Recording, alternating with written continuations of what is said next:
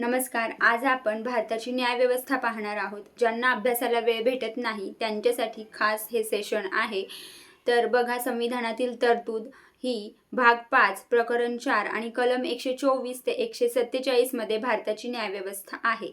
तर भारताची न्यायव्यवस्था ही कोणत्या कलमाद्वारे केली जाते, कोणत्या प्रकरणामध्ये आहे, किंवा किती ते किती कलम आहे भारताच्या न्यायव्यवस्थेसाठी, तर भाग 5 प्रकरण 4 आणि कलम 124 ते 147 नुसार संविधानामध्ये तरतूद आहे. भारताच्या न्यायव्यवस्थेची तरतूद ही भाग 5 प्रकरण 4 आणि कलम 124 ते 147 अशी आहे. आता भारताच्या न्यायव्यवस्थेची पार्श्वभूमी पाहूया. घटनेने भारतासाठी एकेरी तथा एकात्म न्यायव्यवस्थेची तरतूद केलेली आहे. घटनेने कशी केलेली आहे, तर एकात्म किंवा एकेरी अशी तरतूद केलेली आहे. 1935च्या भारत सरकारच्या कायद्यानुसार भारतात फेडरल कोर्टाची स्थापना झाली. कोणत्या कायद्यानुसार फेडरल कोर्टाची स्थापना झाली, तर 1935च्या भारत सरकारच्या कायद्यानुसार झालेली आहे. मात्र त्याविरुद्ध अपिलाचा अंतिम अधिकार ब्रिटनच्या प्रिव्ही काउन्सिलला होता. त्याचा अंतिम अधिकार कोणाला होता, तर ब्रिटनच्या प्रिव्ही काउन्सिलला होता.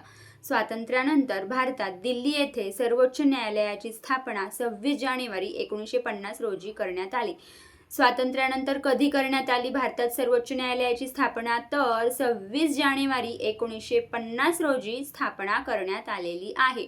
आता सर्वोच्च न्यायालय पाहूया. तर सर्वोच्च न्यायालय हे कलम 124 नुसार स्थापन होतं. किती? कलम 124 नुसार 1 ऑक्टोबर 1937 रोजी फेडरल कोर्ट ऑफ इंडिया म्हणून स्थापना झाली. किती? म्हणजे सर्वोच्च न्यायालयाची कशी स्टेप बाय स्टेप स्थापना झाली ते आता पाहत आहोत. तर 1 ऑक्टोबर 1937 रोजी फेडरल कोर्ट ऑफ इंडिया म्हणून स्थापन झाली. त्यानंतर 28 जानेवारी 1950 रोजी the supreme court of India असे नामांतर झाले. ओके, म्हणजे पहिल्यांदा काय झालं, 1 ऑक्टोबर 1937 मध्ये फेडरल कोर्ट ऑफ इंडिया आणि त्यानंतर 28 जानेवारी 1950 रोजी supreme court of India.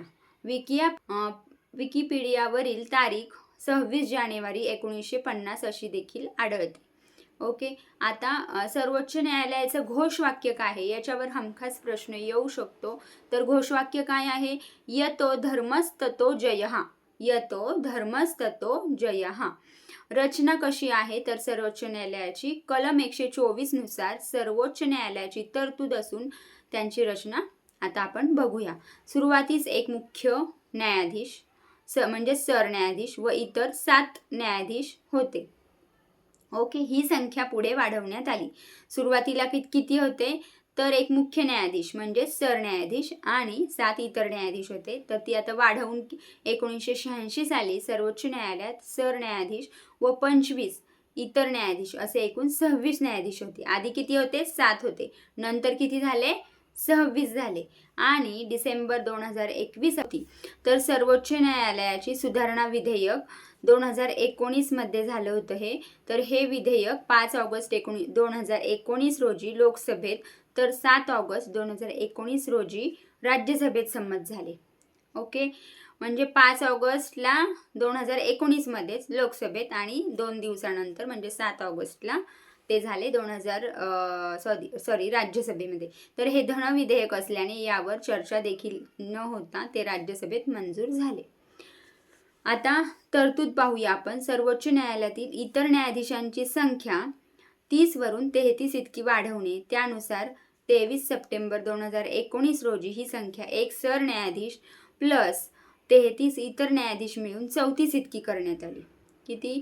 23 September 2019 रोजी ही संख्या एक सरन्यायाधीश व 33 इतर न्यायाधीश मिळून 34 इतकी करण्यात आली. न्यायाधीशांची नेमणुकीची पद्धत. सर्वोच्च न्यायालयातील सरन्यायाधीशांची नियुक्ती राष्ट्रपती करतात.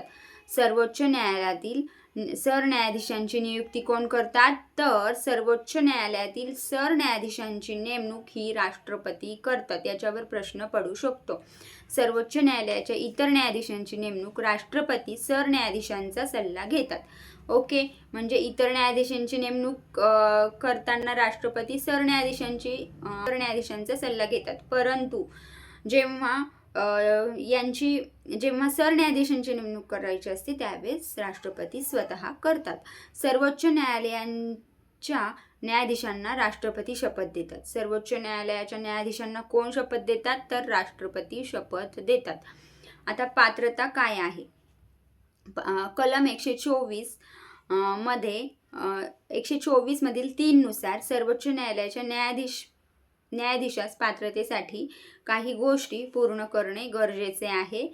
तर ते कोणते, आता आपण ते पाहूया. तर त्यांनी 5 वर्ष देशातील कोणत्याही एक किंवा अधिक उच्च न्यायालयात न्यायाधीश म्हणून काम केलेले असावे. किती? 5 वर्ष देशातील कोणत्याही एक किंवा अधिक उच्च न्यायालयात काम केलेले असावे. कमीत कमी सलग 10 वर्ष देशातील किंवा इतर अधिक उच्च न्यायालयामध्ये अधिवक्ता म्हणून कार्य केलेले असावे. 5 वर्ष काय? 5 वर्ष न्यायाधीश म्हणून आणि 10 वर्ष अधिवक्ता म्हणून काम केलेले असावे. ही राष्ट्रपतीच्या मते तो विख्यात विधिवेत्ता म्हणजे निष्णात कायदेपंडित असावा. राष्ट्रपतीच्या मते न्यायाधीश कसा असावा सरन्यायाधीश, तर तो निष्णात कायदेपंडित असावा म्हणजे विधिवेत्ता.